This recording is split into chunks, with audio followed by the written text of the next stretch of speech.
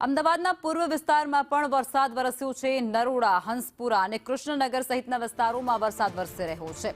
નિકોલ, બાપુનગર અને રબારી કોલોનીમાં પણ વરસાદ નોંધાઈ રહ્યો છે। ધીમી ધારે અમદાવાદના અનેક વિસ્તારોમાં પણ કમોસમી વરસાદ છે તે વરસી રહ્યો છે। કમોસમી વરસાદથી અમદાવાદ શહેર પણ બાકાત નથી રહ્યું। રસ્તાઓ ઉપર પાણી જ પાણી જોવા મળી રહ્યું છે।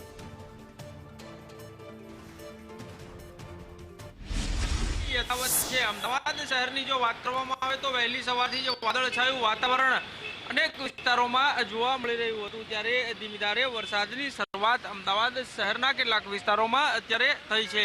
પાલડી, જમાલપુર, ગીતા મંદિર, એલિસ બ્રિજ સહિતનો જે વિસ્તાર છે ત્યાં ધીમી ધારે મેઘરાજાનું આગમન થયું છે। કમોસમી વરસાદના કારણે રાજ્યભરમાં ખેડૂતોને વારંવાર નુકસાનીનો સામનો જે છે તે કરવો પડ્યો છે। તો અમદાવાદ જિલ્લામાં પણ અનેક જગ્યા પર ડાંગરના પાકને નુકસાન થયું હોવાનું પણ સામે આવ્યું છે।